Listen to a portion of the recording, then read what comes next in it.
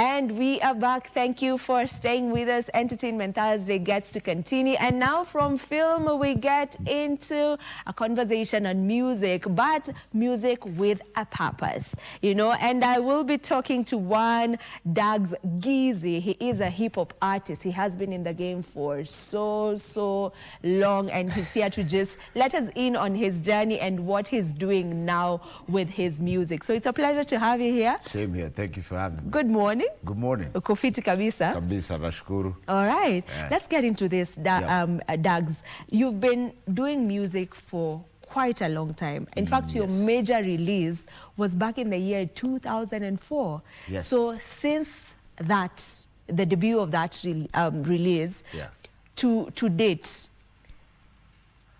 what would you say have been the changes over the years? Because you've gotten to witness the music scene changing year after. It's 2 decades, over 2 decades. So just how would you say that transition has been in the industry over the years? It's been a learning process in the sense that, you know, when we started doing music, it wasn't as permissible as it is right now, because there are only a few studios available making music. There was Sub-Sahara, and I remember there was Eduji, he had a studio in Tao.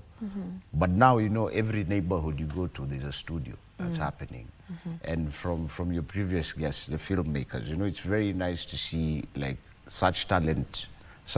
Trevor said he left architecture and he's doing film. Full time. So when people have started seeing, like kitambo ilikuwa ni hobby. Now it's a proper career, you know, like people are making money from it, they're making lives out of it. So yeah, it's about time to come in. So for me, life happened. And then I guess, so I choose it as a lesson learned. And it's just applying the teachings from those lessons. Okay. And you know, you mentioned for you life happened. Yes. You know, with how you said it. If you're open to speak about it, because I know you took a really long break. Definitely. You know, so what was happening with your life while you were taking this break, during that break? Yeah, so the first challenge was, you know, you go to the studio, you think you've put up your best work and you try and push it as much as possible, but it doesn't go through, right? And whenever you experience a failure in life, you opt for something else, or you decide to do it again but better. So I opted to do something else. Once the music was out, we did a couple of shows. Then, you know, the other life of Usanii ikaingia. So I forgot I was an artist, I forgot I was a son, forgot I was a husband, and forgot all those things. Then finally, when you get to a point whereby, you know, when life humbles you to a point, you definitely go back to where your purpose was. So what I can say is I discovered my purpose again. I rediscovered my purpose. So when you talk about, you know, life happens in terms of, you know, that other side of Usanii. Are we talking about the sherehe part, whereby now you get into... Definitely. It got to a the point, side shows. It got to a point whereby, you know, as a beginning artist, you know, sadly, people will always take advantage of you, right? You'll go cut and raise somewhere. Then after a couple of days, you'll discover you guys were paid in alcohol, you know, and it becomes the norm. Unalipwa na mzinga yako. Unalipwa na mzinga yako, kaa hapa, hivi ndio wasanii ukaa, you know. Then over time, it becomes a habit, right? And depending on how long you exercise the habit, it can either go bad or nice. So I chose the latter. It went bad for me, really bad. So what you're saying, you sank into alcoholism? I sank into alcoholism. I'm a recovering alcoholic. And for me, music is more than just a career path. It's medicine. That's what keeps me sober. If I don't go to the studio, I'll definitely drink, and if I drink, I'll die. Because that's the only thing that's been left. I've been to rehab, I've been to jail. And the last one is death, right? So I don't want to gamble. I'm enjoying life right now. So when was that, when did that realization come upon you, whereby you discovered that, okay, it's time for me to make a 360 change, you know, do that turnaround? When was that? Is there a specific moment that made you decide that? And then now you coming back now to music? True. So the first time it happened was in 2018. I just spent a month in jail for driving under the influence. Yeah. And there is where when you get to sit with yourself is when you can actually confront yourself. But that time, you know, I was still in denial. Dunia inanionea, no one understands me and stuff like that.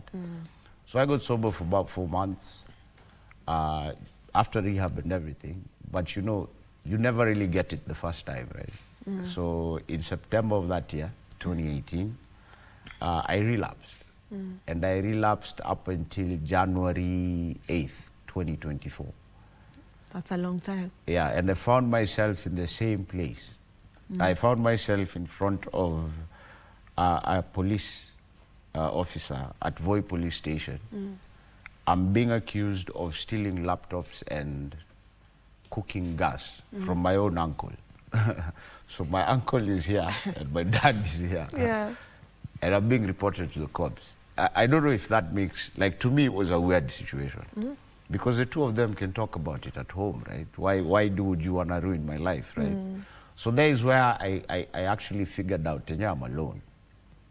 And just had that meeting, me, myself, I, and God. And I told God, hey, every time I drink, you bring me here. So I will stop drinking. Yeah. But anything else I attempt, make it worthwhile. And if there's a lesson you want to teach me, don't make it too tough so that I go back to the drink. And since then, I've not had a drink since. Like, I don't miss it. I don't envy it. And you never find me telling people to stop drinking alcohol. Yeah. Because drinking alcohol is not the problem. It's the drinker who's the problem. It comes with warnings and everything. And I think it was Koi who said it, right? When you do something in excess, then becomes a problem. That's true. So once I just had that realization, I just focused on something else. Yeah, so the music came about from a therapist I met during my stint in rehab. And she said, whatever is bugging you, whatever causes you to drink, write it down. Just write a diary. So for the I started writing my diary, I think it was day 4 in rehab.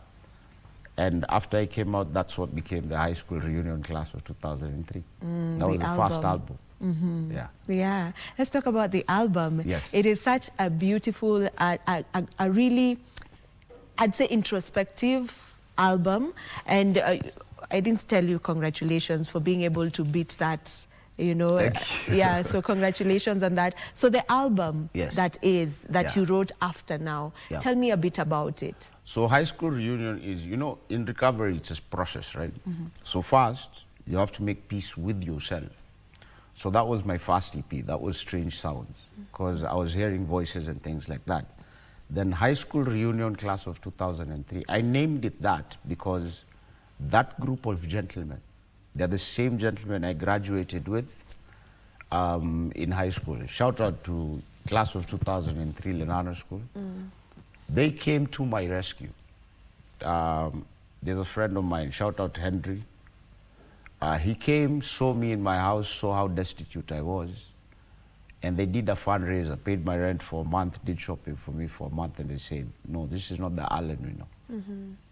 There's someone else, man. Get your life together, man. Yeah. And so I figured that didn't happen at that time. Yeah, but when that realization came now, where I got to have that dialogue with myself and my higher power, then, you know, I remembered them because I owed them an apology. I had to make amends to them. So I had to tell them exactly what happened, and that's high school reunion. Even the title tracks of the songs, you'd see. It's basically you telling your story. It is my complete diary. If I give you my diary from rehab and I give you the lyrics to the album, they're exactly the same thing. They talk about the same topics, and you can tell at what point I was during my recovery journey at that particular time. Yeah. Amazing. Amazing to see just what came out of that. You know, you didn't allow it to be the end of you. You didn't allow yourself to wallow in that. You made a decision to change things for you. And I believe that's the hardest part, and it's a very difficult thing. So for you to have been able to do that, it's quite commendable. And I'm sure it's also an inspiration to many. So before we get to talk about the other initiative that you're doing on matters mental wellness and tree planting, we'll get into that. You've done collabos with a number of people. Yes. And you've also collaborated with people who are not in the country. You know, there's a collabo you've done with a Nigerian as well. Yeah. There's one you've done with someone in the States. Yes. Just talk to me about your collaborations and what... how do you go about knowing who am I supposed to collaborate with? Sure. So when it comes to the creative industry, I don't know if I mentioned this, but I've worked in corporate for a long time. And what I came to learn from corporate was referral business is the best business. And anytime you have an idea, just push on with it, the right people will align. So the guy you mentioned in the States, there's actually two. There's Mo Money McCoy and there's Mojo Flows. And the Nigerian is Osoba. Yes. She's called Osoba, the artist. Amazing lady, man. She's an amazing hip-hop MC. And what happened was we met just online. I think we just stumbled on Spotify and we reached out to each other on Instagram. Hey, how you doing? Yeah, I'm going through this also. You're going through this also. Then the song came out. And we're actually working on new songs now. We're doing a collaborative album now across all of us. So the first song was me, Mojo Flows, Osoba, and those 11 artists from 4 different continents. And no, 11 artists from 4 different countries across 3 continents. And we released a song in May, Mental Health Month. Yeah. Yeah, and that song is called One Day. Because one day it's going to be okay. So we're all sharing our stories. Right. Allow me to ask you to just hold that thought. We take a break and then we'll come back to continue the conversation. Do not go too far. We'll be back in a moment. Intentions are upset. Make your mind fight or flight. Dagzgizi is the artist we are having a chat with right here on the show, County 006. Ulisema lazima represent Mzinyi. Mzinyi lazima. Koni uko kwetu kule, Mlimani on the other side. Yes. Taita Taveta. Wachabila ni mtumwa. Sasa wacha turudi nyumbani bana. Kabisa, kabisa. Now, before we will get to wind up on this conversation, I would like for you to speak a bit on the collaborative album that you are working on, because there's a story behind it. So who exactly are you looking to work with? So we go around different places and identify artists. Like that song, everyone you see on that video is a Voi-based artist. So there's Someone, there's Crack D, there's Tulize, all those people. And so what we try to do with our music is to try and guide our fellow artists, because the industry needs to continue, right? There are certain obstacles we've gone through, they are going through the same way. And we found a way out. I'm on KBC, right? There's someone down there or somewhere who's looking for a similar opportunity. So I've found the knowledge, and the only way I can keep what I have is if I share it. So let's share it. One of us has to make it, yani. And na asisahau wengine, that's the prayer. Usahau wengine, so that we can carry on. And one mantra we live by through the organization that we work with. So I run a company, it's called Wirise Consulting Limited. And our main ethos is we do it together, we do it better. Yeah. Love it. You're also going around planting trees as you talk matters mental wellness. Tell us a bit about that. So we started out with mental health alone in universities, colleges, and TVETs. So we've done KMTC Mombasa. We're planning to do Taita Taveta University. It's just meetings are still going on. But we figured out, you know, environmental conservation is also important, right? Because that's where we live. And if we take care of the environment, it'll take care of us also. And it comes from an ingrown thing. If I remember when I was about 8 or 9, I attended a UN conference. It was called CITES, Convention of Endangered Animals or something. They gave us a game. And I felt really sad in the sense that, okay, so why are we doing this to other animals? They're just beings like us, right? So why we chose Kitobo Forest the first time is because there's only 200 colobus monkeys left. The population around there is suffering because they've cut, that's a water catchment area, but there are no trees. Like the water is dying, like it's affecting the entire economy. And the first thing we need to do is just plant more trees. So we decided, okay, even if we plant 20 or if it's 100, it's a step in the right direction. Yeah. And as we started the interview, I said, you know, just keep doing your purpose. The right people will align. So we're just doing it, and hopefully for the next edition, someone will see us. All right, so that's what you're doing. Actually, after the interview, where were we? After here, Nasafiri, like I'm traveling immediately Yeah. to go find the crew to do it. Okay. Once we do that, in October, Mazingira Day will be in Kikambala, ABC Cave, right next to Sultan Palace Hotel. Guys are free to join us. Just check on our socials, reach out to us if you want to support, if you want to be a part of it.